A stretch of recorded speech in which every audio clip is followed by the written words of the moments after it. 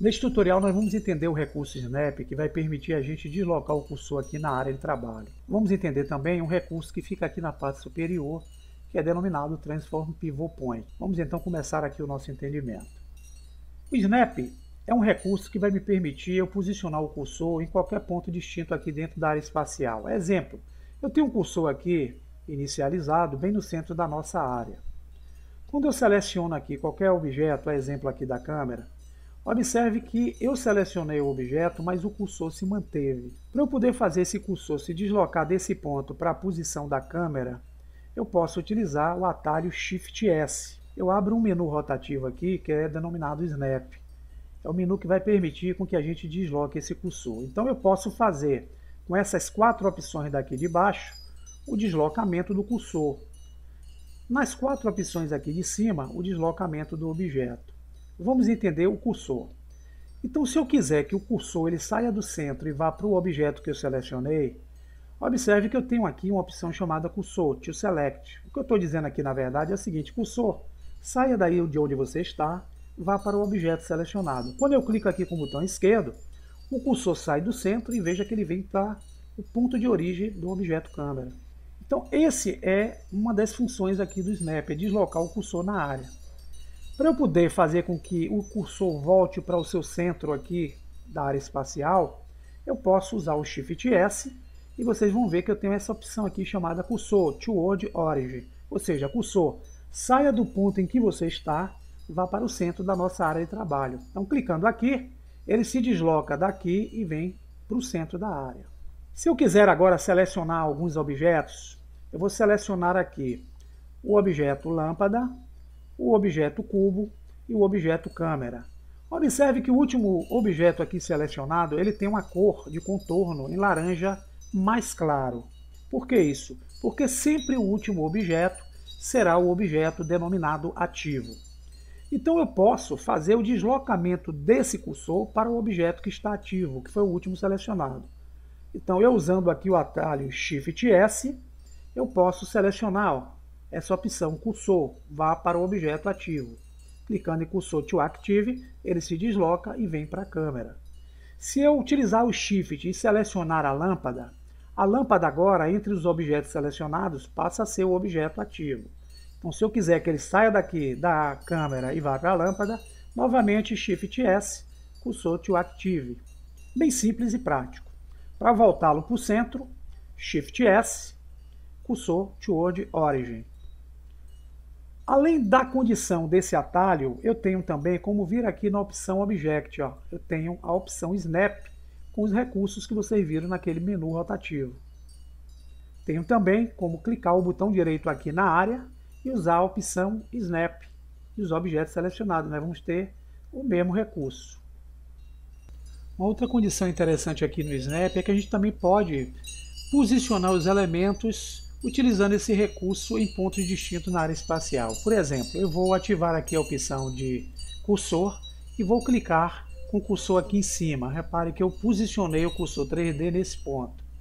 Então, para eu selecionar o objeto cúbico, eu vou clicar aqui na opção de seleção, posso selecionar a câmera, a lâmpada, e selecionando individualmente cada objeto, eu posso usar o Shift S e escolher a opção de posicionar o objeto selecionado onde está o cursor. Então eu venho aqui, ó, Selection, vá para o cursor. Quando eu clico, o objeto sai do centro e vem para onde está o cursor. Se eu quiser agora retornar esse objeto para o centro, é necessário primeiro que eu mande o cursor para o centro. Então eu uso o Shift S e vou mandar o cursor para o centro. Cursor toward origin. Ele vem para o centro. Agora sim eu posso selecionar o objeto. Abrindo o Shift S, eu posso mandar agora o objeto selecionado para onde está o cursor. Onde é que o cursor está? No centro da nossa área de trabalho. Vamos entender agora o que está aqui em cima, que são o Transform Pivot Point, o ponto de origem dos transformadores. Então eu vou selecionar o objeto cúbico. Para eu poder utilizar os transformadores, eu posso usar teclas de atalho, mas eu posso torná-los visíveis aqui na área usando as ferramentas que estão aqui na esquerda. A exemplo do Move. O Move eu coloco as setas de movimento. O Rotate eu coloco os círculos de rotação.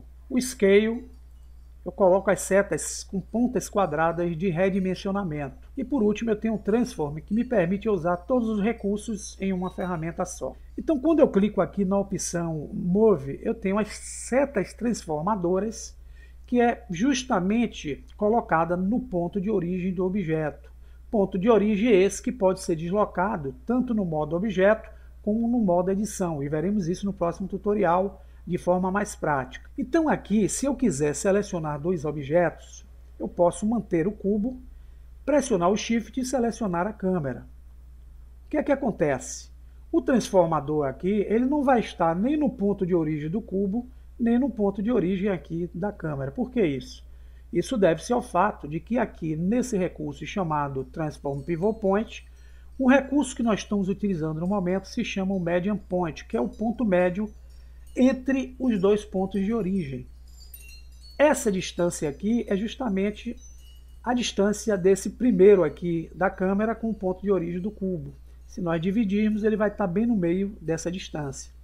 Então é a partir dessa posição aqui que nós podemos rotacionar o objeto, escalonar o objeto ou deslocar o objeto. E para eu poder manipular esse transformador para posicioná-lo em pontos distintos, como eu fiz com o cursor 3D, eu posso usar esse recurso Transform Pivot Point. Digamos que a câmera lá foi o último objeto selecionado, então ela é o objeto ativo. Então, se eu quiser que esse transformador que aí está apareça no objeto ativo, eu mudo, em vez de Median Point, eu uso a opção Active Element. Veja que o transformador veio para o ponto de origem do objeto que está ativo.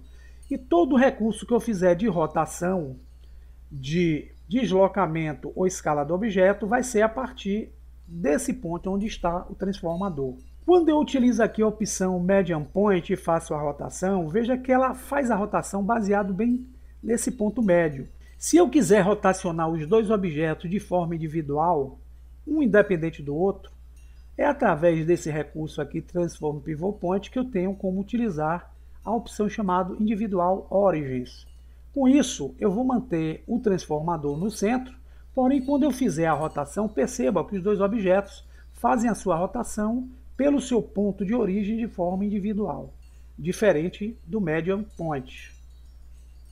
Então isso é interessante para a gente fazer uma diversidade de efeitos dos objetos usando essas opções Transform Pivot Point ou até mesmo a posição do cursor na área. E vamos entender também, pessoal, que esse tipo de exemplo aqui, ele pode ser aplicado tanto para o modo objeto como para o modo Edit Mode. Então, vamos entrar aqui com o objeto, eu vou selecionar o cubo e vou entrar com ele no modo Edit Mode.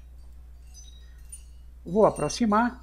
Eu posso definir aqui que eu quero selecionar uma vértice. Isso vai valer para vértice, para aresta e para face, tá? Então, quando eu seleciono uma vértice aqui, essa vértice somente foi ativa. Eu posso deslocá-la com a tecla de atalho G e posso também utilizar aqui o ícone do transformador nessa vértice. Eu posso movimentá-la através das setinhas.